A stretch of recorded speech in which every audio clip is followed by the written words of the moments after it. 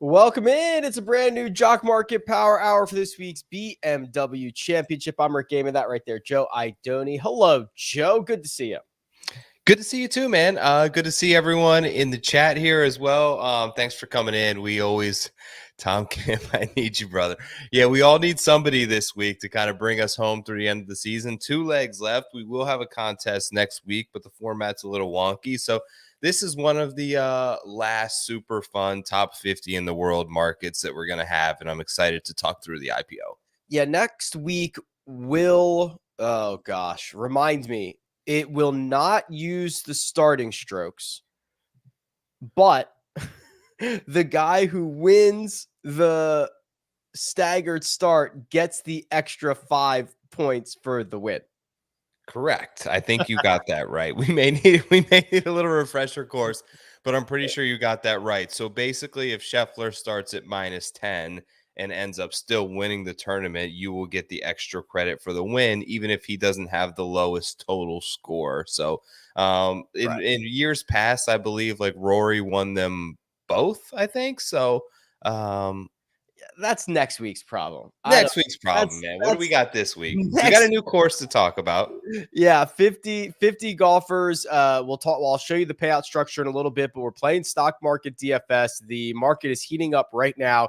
Golfers are now stocks, and you can bid on shares. And if you're one of the high bidders, when it gets to be 9 p.m. Eastern time, those shares are allocated to you. Now, I'll give you the example from last week here, Joe. And for the second week in a row, it's Lucas Glover atop the board. He was 49th in the pre-rank last week. He sold last Wednesday night for $4.24 per share, full $25 per share payout. So $20.76 of profit for every share of Lucas Glover you had. And even if you had Patrick Cantlay, that disappointing playoff result was not so disappointing because he still turned you a profit of $12.45 per share.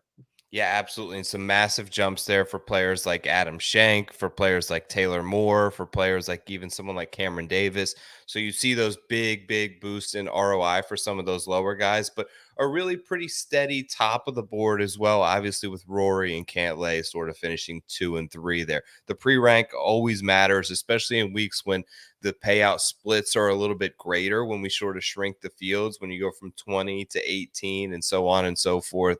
The jumps are a little bit greater, so the pre-rank matters, and those better players typically hold those positions. Yeah, Taylor Moore, 313% ROI, 339 to 14. Let's see another big one here. Adam Schenk, 339 to 850. That's 150%. So there were some big returns to be had. Now, for this week, Joe, even a smaller number of players in the field, down to just 50, as we talked about. And then next week will just be 30. The 4 guaranteed rounds, does that change anything for you? We kind of just scratched the surface on this last week. It was the first no-cut event we've had in quite some time. So how did that market go for you in terms of tracking for all 4 rounds?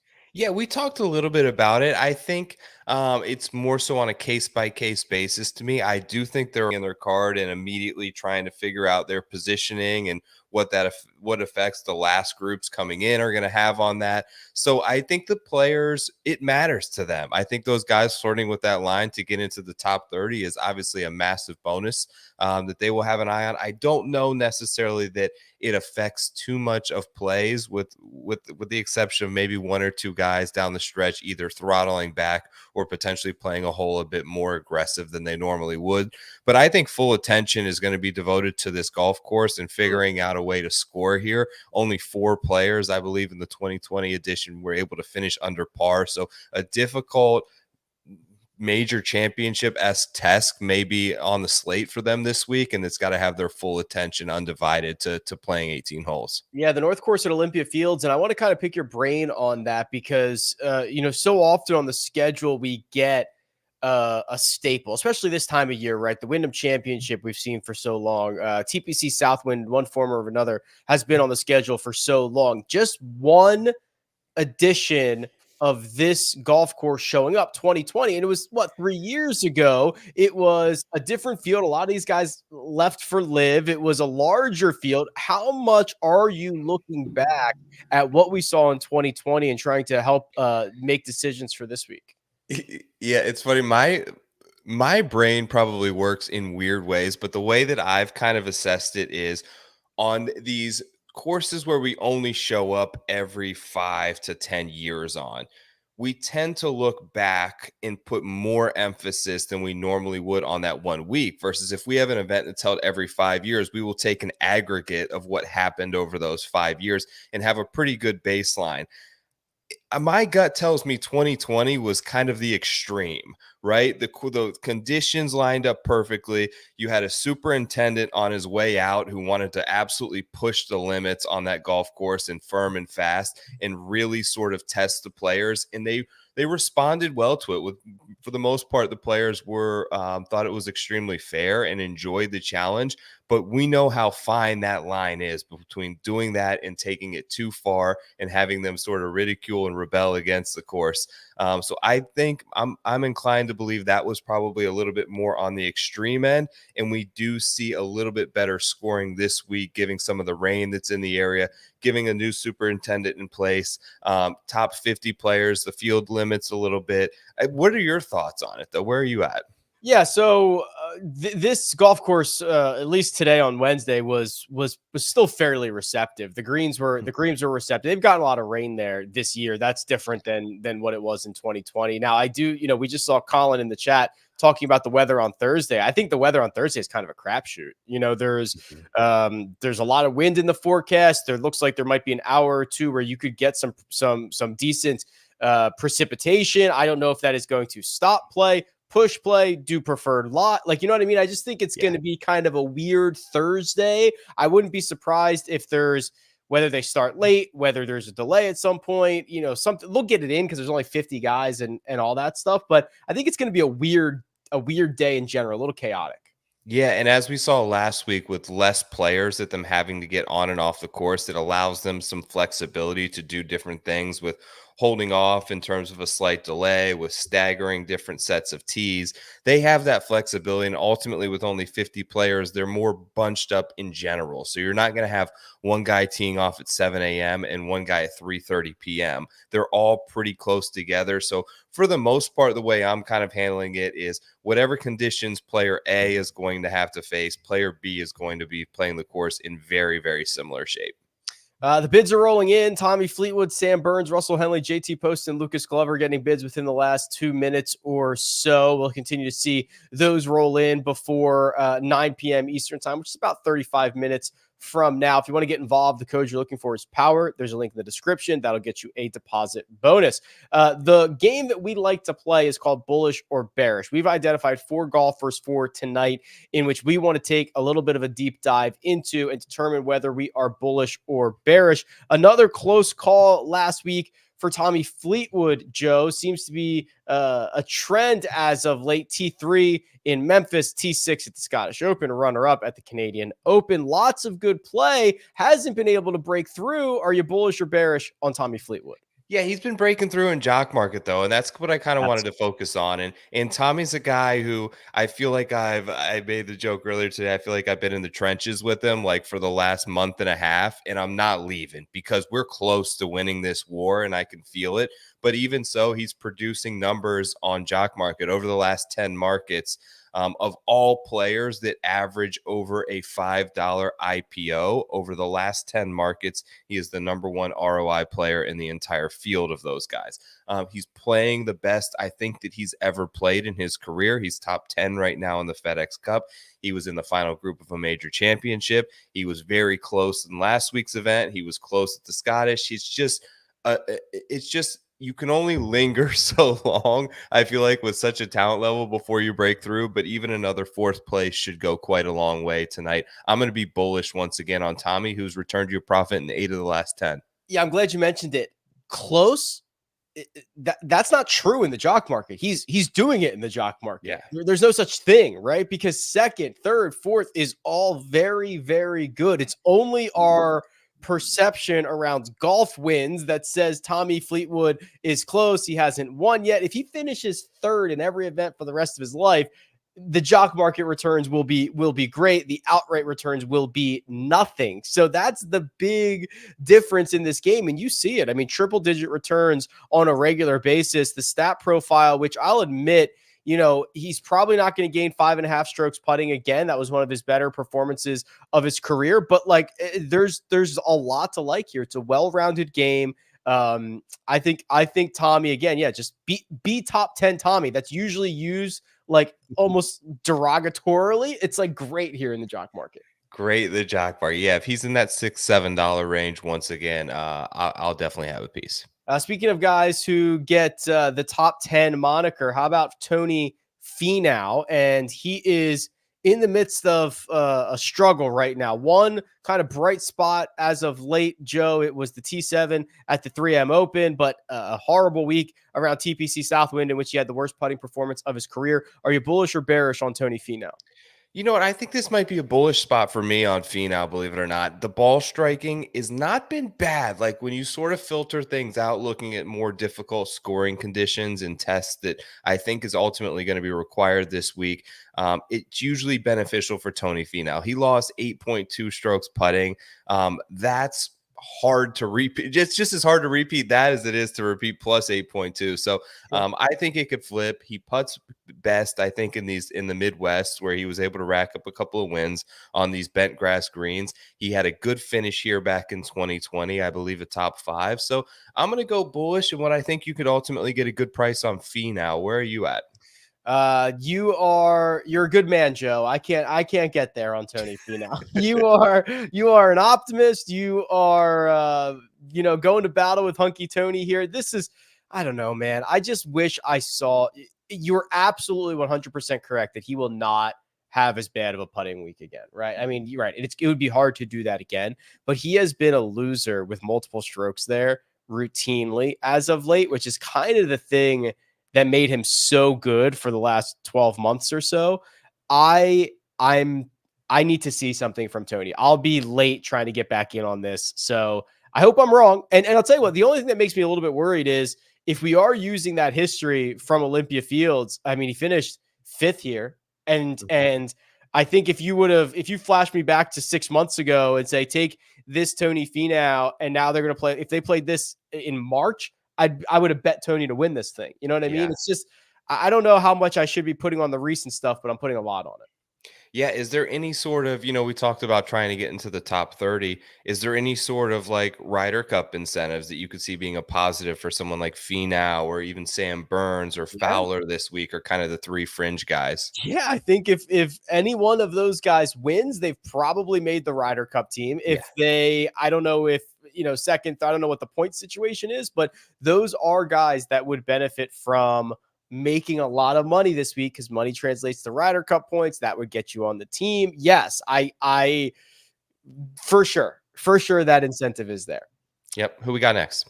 Viktor Hovland. So Viktor had, for the first time in a long time, a pretty bad driving week around TPC Southwind. A lot of that came on the 18th tee. Finished T13 last week, but outside of those probably 4 strokes he took off the tee there on 18, everything else was pretty good. How do you feel about Viktor this week? You made a good point there. I saw some of those off the tee shots, and of course I see the ones that end up in the drink. And it had me a little bit concerned about this week because I think that it's his biggest weapon when it's going correctly, albeit the approach play has been phenomenal for Viktor. I am kind of lukewarm on him. I wouldn't say bearish or bullish. I think it's price dependent for me, but I was a little bit concerned about some of the off the tee stuff. Hasn't been as strong as what it was during the early year for Viktor. And I think maybe he may get artificially inflated this week based off what I hear from a popularity standpoint. What about you? I think that he might have been the second. I don't know, man. I think he played well enough to win last week. He made so many birdies. If he loses 4 strokes off the tee on 18 alone, he misses the playoff by 5 strokes. And it's like, what are what are you doing? This is so out of character. I like him on harder golf courses. We're seeing the maturity in these in the major championships, and you kind of said this might be a major championship test. So Yeah. yes, I'm here for Victor this week. Okay. Russell Henley's our last guy, and Russell Henley, I tip my cap to him, Joe, because first off, to follow up that kind of another runner-up finish at the Wyndham, disappointing fashion with the T6 in Memphis, just went right back to work. How do you feel about Russell this week? Yeah, there's a couple of things that I don't love about Russell Henley this week. Here they are. Number one, he gained strokes putting almost everywhere. It's a weapon. We saw him gain 9 at the Wyndham. We saw him gain a couple last week. He doesn't do that on bent grass greens. Number two, I just feel like he's the type of player that we can consistently peg golf courses for in terms of a good course fit, like the Wyndham, like a Sony, like a Honda. And I don't really see that as falling into one of these categories. And the third thing for me comes down to driving distance. Like, look, we're talking about almost 7,400 yards in a par 70 and a course with very difficult fairways to hit. You would think that, like, firm and fast, if it was playing like 2020, I think that would help someone like Russell Henley. If it's wet and the ball ultimately doesn't run and it's about carry distance, he is 46th in a field of 50 guys in terms of driving distance. So I think because of a couple of top sixes in a row, people may reach back to him and think they're going to get a nice little price on him this week. And I just don't think that this is a great fit for his style game. All right, Russell Henley is $3.25 right now. His fair value is $5 per share, but I want to pull up the valuations for tonight and see kind of what that would be. So, this week has a little bit of a different payout structure, right? With the $1 payouts checking in at 40th out of 50. So if you go to $5 a share, that is 20th or better, Joe. And getting comfortable with this new structure, or the structure for the smaller events, like, it's going to be, you should know it's different than regular weeks. Yeah, absolutely. $5 a share for a top 20 is far lower than it normally is. I don't think he gets there. I can maybe see a top 30 position, but that's at like $2.50, and he's already above that. So Yeah. I have a reluctancy to believe he finishes in the top half of this final field of 50. All right. Well, if you want to get involved, the code you're looking for, Power, link in the description. That'll get your $100 deposit bonus. I want to keep rolling here and just show, that $9 mark. That's for 10th or better this week. $14 is 5th place. Just kind of give you a couple of check marks as we go along. But this thing is heating up, Joe. And I want to actually, before I refresh this, before I reveal it, I'm going to refresh it one more time, because we've got about 25 minutes or so until this IPO closes. It's going to do that right before 9:00 Eastern time tonight. And Rory McIlroy has already gotten to the $9 per share mark. He's the second pre-ranked golfer, Joe. He's coming off of 1, 2, 3, 4, 5 consecutive wins in the Jock market, 7 out of 8. I think that when this thing is over in 25 minutes, he will be the man at the top.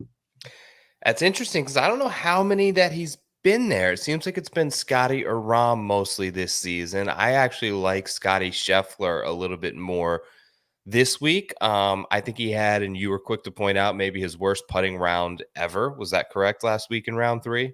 Yes, it was. Yeah. I think he lost 4 or something. Yes, it was. He's just too solid for me to pass up. I think I looked at 10 different stat categories this week, and he was first in 6 of them. He was second in 3 of them. And the one that he wasn't first or second one was driving distance, and he was 4th.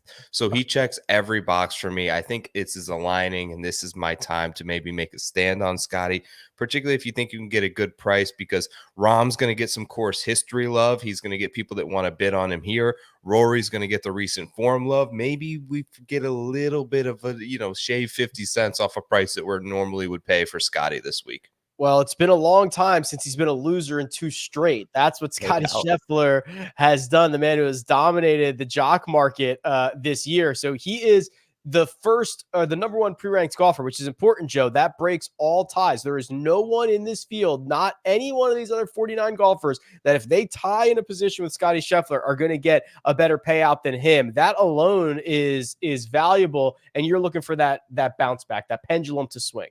Hoping so. Yeah.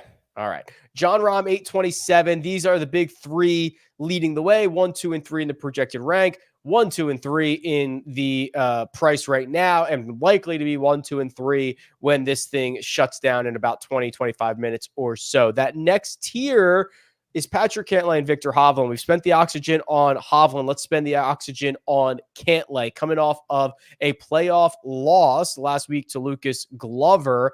This is not only the time of year, but this is the event that Patrick Cantlay shines at the most. Are you going to be adding Cantlay to your portfolio this evening? I don't know, man. I'm usually not there. Here's the thing. It's previously been those big three guys, and then we see like a $1.50 to $2 gap to Cantlay.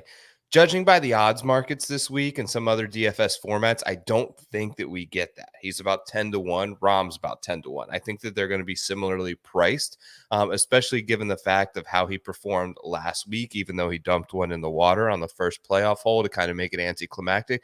He is going for 3 consecutive wins at the BMW, different courses, but trying to be the first person to do so since Steve Stricker. So an opportunity is on the table for Cantlay. A good performance last week. I think that he's put a lot of effort into gearing up for this FedEx Cup playoff race and the incoming Ryder Cup to try and make something, squeeze something out of this potentially disappointing season for him. So I wouldn't be surprised if he does well. What I'm going to be paying attention to is the price gap between Cantlay and Rahm and Scheffler. Like if it's significantly discounted, I may be there, but if he's albeit the same price as those two guys, I'd rather have Rahm or Scotty. All right, so just to kind of put some of this into perspective, you know, if Rahm gets to $9 a share, probably more than that, but $9 would be 10th, $8 is 12th, $7 is 14th. So every 2 spots there. If we continue to go further down the board, we'll get to the $5 range. That's where Hideki and Tony Finau are at. So $5.50 for Hideki right now. That in the current structure is 18th. He got a positive return in Memphis last week. What's the state of the union here on Hideki? You know, it's been one of those players, interestingly, Rick, that I just haven't seemed to get right. I think I liked him last week for a bounce back because there were some really bad breaks that he had at Sedgefield off what I thought was a decent incoming form headed into that. So I wasn't surprised, although 16th, like it's just not enough. I'm not sure anyone has gotten him right. Yeah. I don't think it's possible to get him right. If you liked him last week and he finished T16, were you right? If you didn't like him and he finished T16 last week, were you right? You know what I mean? Like it's his finishing positions have just been so mediocre by his own standards. You know, guys would trade for this, but I don't think anybody has gotten Hideki right. I know. And if he starts to get towards $7, that's asking for a 14th or better. Just look at the resume. You have it on screen right there. He doesn't have many 14 or better finishes on the season, and this is an event with elite field strength, albeit less players. I have concerns, in which case I will probably just avoid shares of Hideki. I think I'm a little bit more bullish on the next group of like Homa, on Davis that you have there. Glover, do we go back to Glover? Like at what point is he inflated? Is it now? I don't know. Is it hard to be inflated when you are the best player in the world over the last 8 starts? Shouldn't he be the most expensive golfer in the field? Let me see. I'm trying to look at what his. So Lucas Glover is basically plus 110. He's minus 110 in some spots. So he's about even money to top 20 this week, which would be $5 per share. That'd be $5 per share, and he's already at 425. Yeah, I'd have a hard time going above like 550, I think, on him. Realistically, he is the most difficult guy to figure out. If you just started watching golf in June, Lucas Glover is Tiger Woods, right? I mean, it's just, if you just tuned in, it's unbelievable. I actually believe this is a pretty good spot for him. You know, he hits a lot of fairways. He plays that little baby draw, which he can use on a lot of holes out here. He's a great second shot player. I think this is actually a decent spot for him.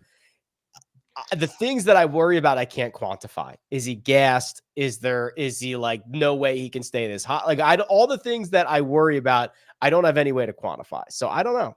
Yeah, I know. Is he gas? That's the big one, right? And has the candle burned out? The other one though that I just know from watching the last 2 weeks because I've had the guys right behind him, and I find myself kind of like, oh, maybe he's gonna bogey this hole. Is this guy is getting up and down from like 50, 60 yards out of everywhere. He's making 25 footers for par when he has to. So he's been very stout finishing Sunday at the Wyndham and finishing Sunday last week, the FedEx St. Jude. But that's just numbers alone and percentages will tell you that you are more likely to miss most of those than you are make them by a pretty wide margin. And things have just sort of flipped for him. He's on a great run, but I have more confidence in playing some of those guys. Like if I can get Spieth or Colin Morikawa or someone like Max Homa right there around him, I'd feel much better on taking the better long-term player. Yeah, that's kind of going to be the issue. He's going to be priced with those guys, and it's going to be hard to get your brain to click his name over Colin or Jordan or some of these other guys. Even cheaper right now, we're seeing a slow start to Xander Schauffele's night. He's the 6th pre-ranked golfer. He's only at $3 per share right now. His fair value is closer to $8 per share, which would put him around 12th. But this is Xander losing in 4 straight cash markets, losing in 6 out of 7. It's a little, it's not a ton of bad play, but it's always high expectations, and he's been unable to achieve those expectations. Correct. I do think this could be a nice buy low spot for him, especially seeing where his price is now. If you go back and look at the last 3 to 6 months, he's usually priced both in Jock Market and on an odds board perspective, like right around Cantlay and Hovland, right? It's like those 3 guys grouped together: Cantlay, Hovland, Xander. Now those 2 guys are way up there, and we've seemingly got Xander at half the price. What's up? What did he say? He was ready to light the candle. Joe Musso said, all I can say about Lucas Glover is light the candle. That's right, baby. Light the candle. Yeah, so I think Xander's cheap, man. He's too cheap. I'll take him over playing like a Hovland or Cantlay if he's half the price. And he's $3 a share right now. It's too cheap. I have grown on Keegan Bradley as the week has gone on, which is always a terrifying thing to say. But he is. We talk a lot about what your portfolio could look like, the structure of it. Do you want to get a bunch of safe guys? Do you want to get a bunch of volatile guys? And I think that Keegan certainly falls into that second category. When he plays really well, he is capable of winning a designated event. We saw him do that at TPC River Highlands. He is capable of winning a small field, no cut event. He did that at the Zozo Championship. He's going to a golf course that rewards good total driving. That's generally his best skill set. So as I've continued to look at this golf course, look at this field, look at this tournament from every angle, the guy that I've probably gotten more bullish on as the week's gone on is Keegan Bradley. It's interesting. I've been kind of thinking along the same lines. Seems like a great course fit in a place in Olympia Fields that is right up his alley in terms of what he usually correlates to successful finishes. Another guy I probably failed to mention earlier when I talked about Ricky and Finau and Burns, like Keegan has a shot at this team too. And with a couple of good weeks here down the stretch, he could secure that final spot. Yeah, JT's sitting at home just hoping Scotty Scheffler wins or like Wyndham playing in like India or something this week? Yes, but it'll be he is playing God, where did I see him add to his schedule? But I think it's after it's after the selection anyway. Yeah. So it's like in December, I think. But yeah, if Keegan or Finau or Denny McCarthy win, JT's definitely not on this team. Denny. All right. All things set aside, like the season ends now. Who's got your final spot? I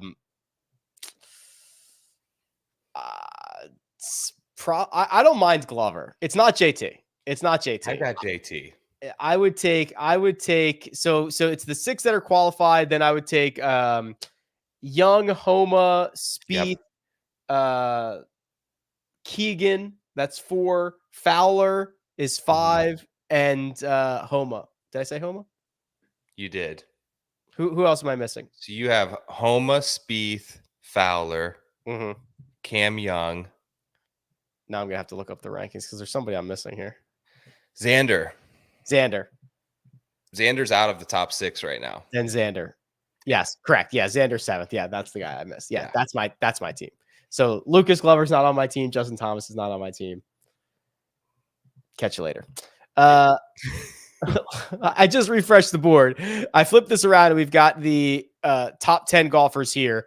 Tommy Fleetwood is $1.10 per share right now. That will change. Here is Cam Young, 101. I feel like I've heard the widest range of opinions on Cam Young this week. Some guys hate him.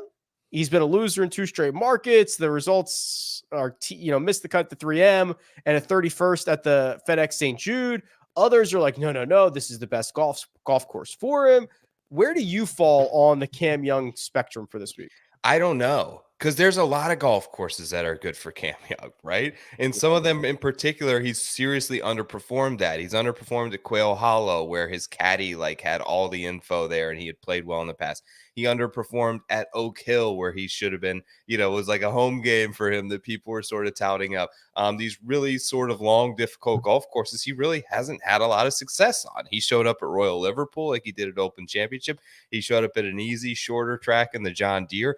I am concerned about the volatility and that maybe the couple of 2 weeks were the anomaly in a run of bad form all summer versus thinking the other way around, like he's going to claw his way out of this. I feel better about other players around him than I do Cameron Young. Yeah, I actually think the secret is that he goes as his short game goes, which is that's the key. And when we saw him crush it last year, it was in weeks where his around the green play was strong and he putted well. I mean, he's capable of losing you 5 strokes on the greens this week, which is scary stuff. We've got about 13 minutes left in this market. There are a lot of bids coming in at the moment. There are players and prices getting much more mature. If you want to get involved, the code you're looking for is power. There's a link in the description.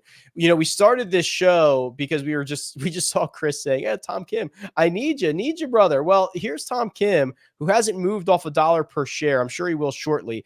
$5.90 is that fair value. $5.90 this week, Joe, is about 16th or better. He faded a bit in Memphis last week to a T24, but the 2 starts before that were pretty darn good. Yeah. What do you think about Tom Kim?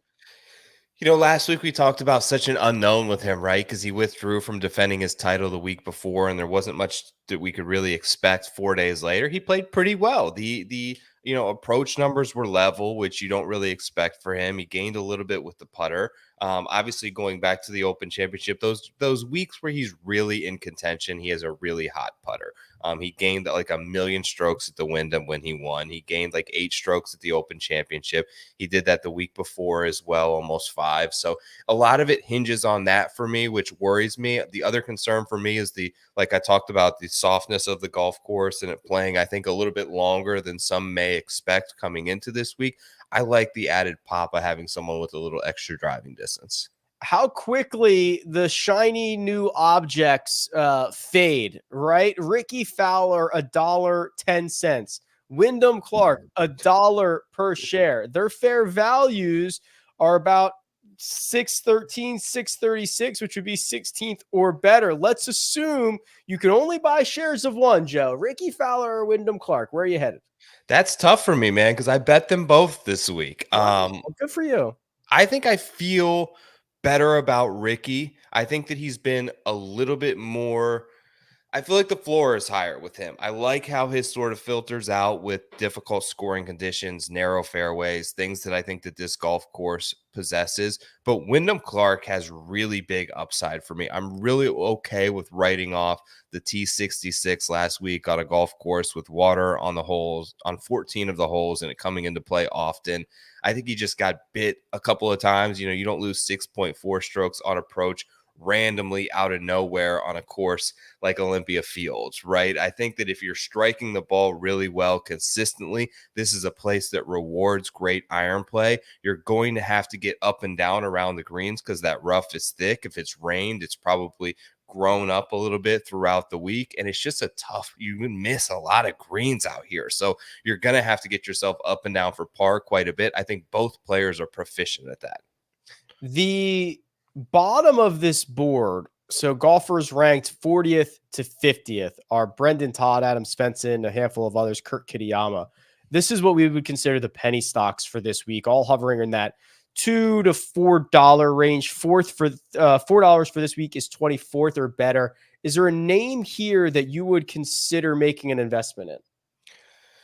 There's a couple of them. I mean, Ben On is very popular. He's already at 450. I think that he's just got a bad pre-rank this week, but he's obviously been playing fantastic golf coming into this. The form is pretty undeniable. The guy for that I kind of have my eye on a little bit is Lee Hodges.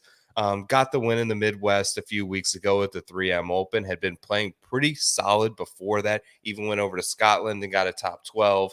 31st last week and lost you a little bit of money in St. Jude, but you could see he just like got crushed around the greens. He actually hit it pretty well off the tee, gained on approach, was okay with the putter also. I think this could be a nice little bounce back spot for him. And if he's one of the cheaper guys on the entire board tonight, I have no problem getting a couple shares. Yeah, I think that's a pretty good call, Lee Hodges, and he's got a lot of upside. Even before the win, it was he's popping up for a couple of T12s and things like that.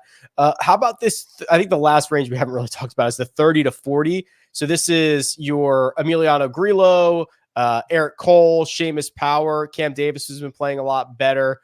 In fact, Cam Davis has 3 straight big returns, 5 out of 6. So I imagine he'll be the cream of the crop out of this area here. Maybe Glover as well.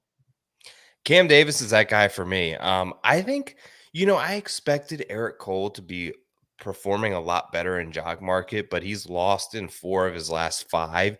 You see his name up there on the leaderboard a lot on Thursday, a lot midway through Friday, and then you look at the finish and it's like a 31st. Cam Davis has the upside. I think this is a great course fit for him. Back-to-back top 10s coming in. He performed well at a major championship this year at Oak Hill, which I think was a difficult test. It has similar properties in terms of a golf course setup that we may see this week. I like Cam.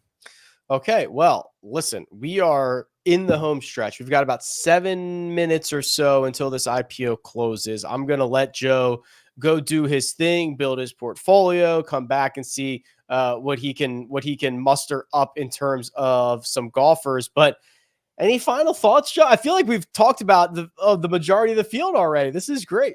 Yeah, we touched on a lot of guys. I'll probably, shrink portfolio size a little bit this week with less players in the field versus going my normal 8 to 10.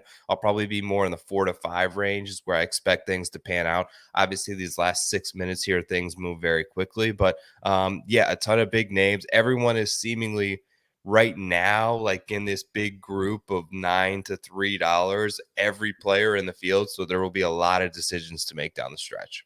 All right, well, go make some decisions. We'll catch up with you here in a couple minutes. Okay, buddy.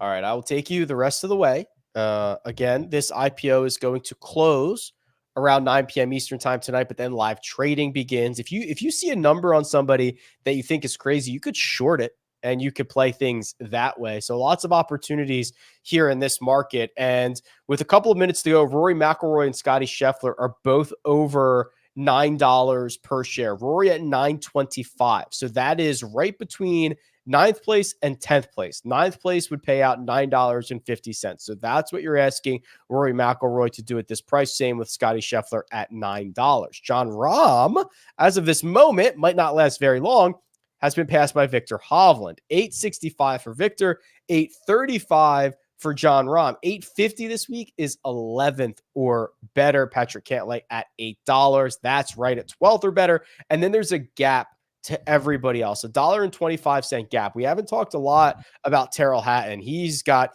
the great advanced metrics. I think he's been quite popular over the course of the summer. He had a stretch where he returned you a profit in 6 straight cash markets. Unfortunately, he's been a loser in 3 of his last 4. He's up to $6.75 per share. That's about 14th or better. And then here comes Tommy with the 8th pre-rank, Colin with the 13th pre-rank, and Max Homa with the 9th pre-rank, $6.25 per share. Max Homa quietly racking up wins here in the Jock Market. 3 successful, 3 profitable weeks in a row for Homa, and this most recent, that FedEx St. Jude T6, that was worth a 103% positive ROI. That $5 range, this is really interesting. You have so many names from Cam Young to Jordan Spieth and everybody in between jammed in here. Corey Connors, we haven't spent a lot of time talking about. A good week in Memphis at T6. He's now been a winner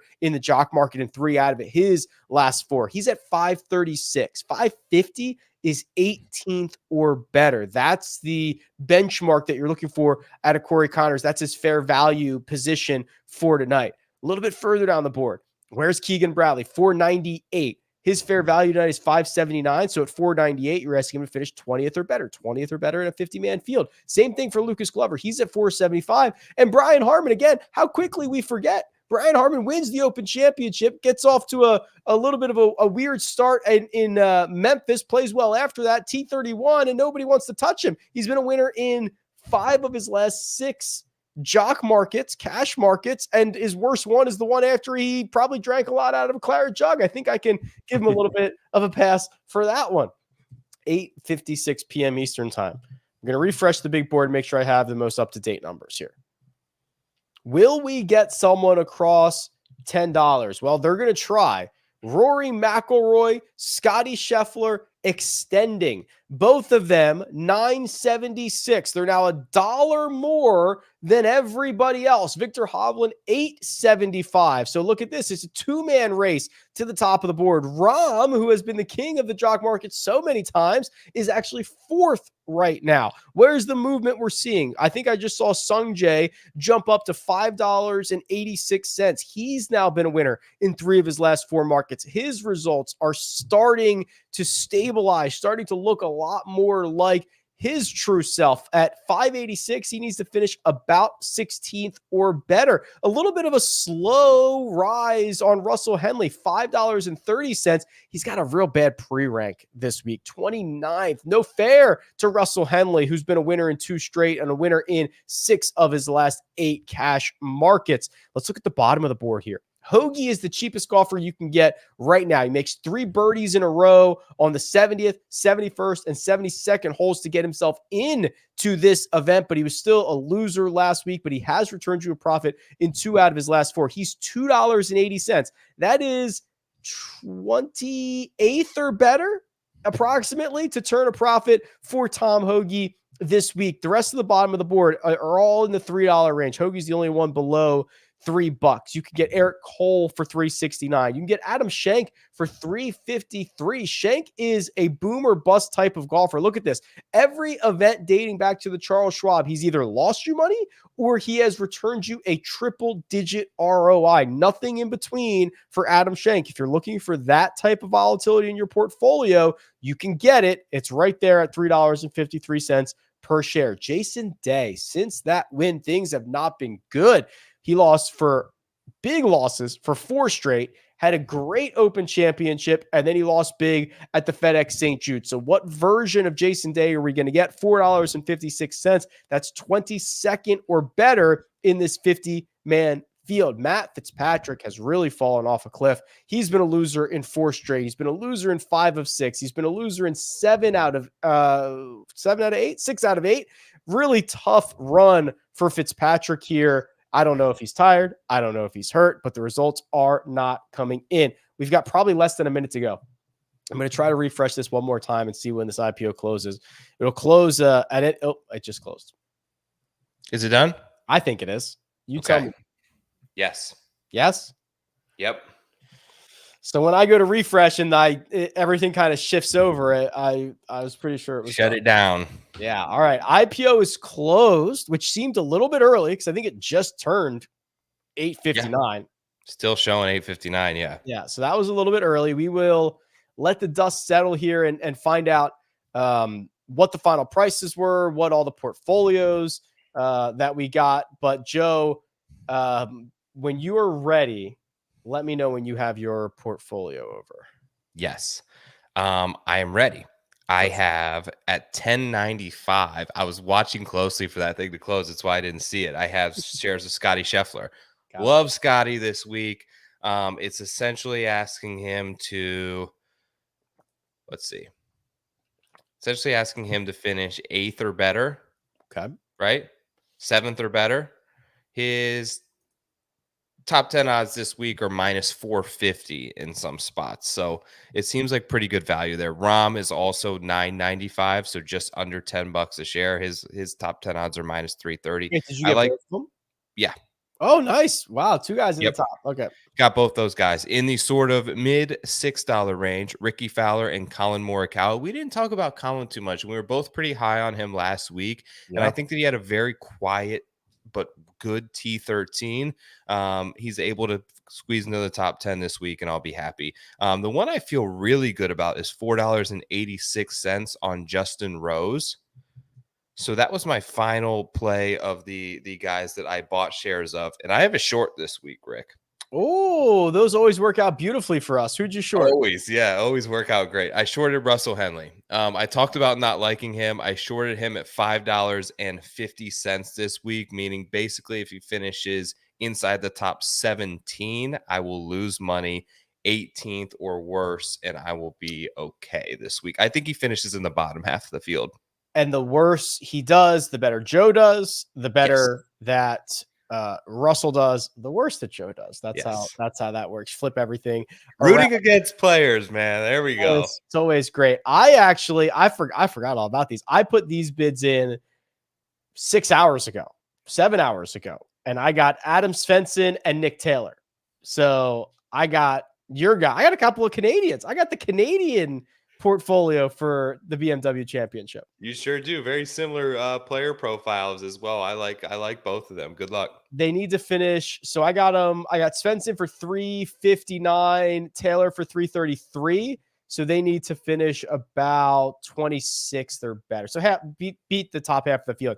That is also a little trick. If you're not around for this final hour or final 15 minutes of bids, you can put your bids in and it will put your max bid in and it'll automatically increase. So that allows me to put my bids in earlier in the day and then be here to do this live with you. Yep. Who ended up being the cheapest player? Was it Tom Hoagie? It was Kurt Kitayama was the cheapest. He went for 336. So, 336. Hoagie got no, I'm sorry. I had it sorted wrong. Yes. Hoagie was the cheapest. 309. Okay. That's my bad. Yeah. I had a bad sort there. 309, Hadwin, Power, Putnam, and Brendan Todd were the 5 cheapest golfers you could get. Rory McIlroy got to $11 per share, $10.95 for Scotty, $9.95 for John Rahm. That must have all happened late because I refreshed. They were at $9.50, and that was like with a minute to go. So there was a lot of run late on those guys. It did. That's why I was watching so closely on Scotty because I had the bid in for up to $11 on him. And he was at $9.50 for a portion there late in like the $8.55, $8.56 range. And it just started skyrocketing up. And I was just hopeful that it wouldn't clear $11. And luckily for me, it didn't. But all those players at the top made a big run. Cantlay ended up, what is that, $8.40? $9.40. $9.40. Okay. So yeah, not too far behind Rahm. Lucas Glover, $4.98. So that is what's fifth $5 this week. 20th. Well, he's going to win, so that's easy money, I suppose. Yeah, I don't know. It's probably though, like it's funny how no matter where the pricing or the odds board is in other markets, it always seems to be fairly level on what the expectation is in Jock market. Like this is where he should be. He should be with Keegan Bradley. He should be with Ben On. He should be with Cam Davis. He shouldn't be with Colin Morikawa and Jordan Spieth and Ricky Fowler. Like, so it's, people are pretty sharp in here. The live market is open. You can go and continue to form your portfolios. If you like what Joe did and maybe want to short somebody, that is available to you. And then the values are obviously going to change as the tournament goes on. You'll be able to see everything in real time. There you go. Sam Burns, Russell Henley, Cam Young. There's action coming in on both sides for all of these golfers. They're going to kick off tomorrow, Joe. It's going to be seemingly wet, probably windy, and I'm excited for it. I can't wait on what should be the rain. Obviously makes the golf course a little bit easier, but it will make some aspects more difficult. Yeah, and from what I'm seeing, like there could be some 30-mile-an-hour gusts. So on a golf course that is already going to play tough, it should be fun. It's always fun to see the guys struggle a little bit out there and bring bogey and double into play. I've seen some of the USAM scores, which seems like that course is playing pretty hard as well. So we always enjoy it as casual players who go out there and make triple bogeys every weekend, like myself, to see the professionals have a little bit of a hard time. And I think we're going to get that on a good test this week with the top 50 players in the world teeing it up tomorrow morning. I'm excited for it. If you want to get involved, the code you're looking for is power. There's a link in the description. Jock Market has props now. They've got contests. There's just a million ways to get involved. Be sure to check it out. Links in the description. Follow Joe on Twitter at TourPix. You can follow me at RickRunGood. We'll be back same time, same place next week. Good luck.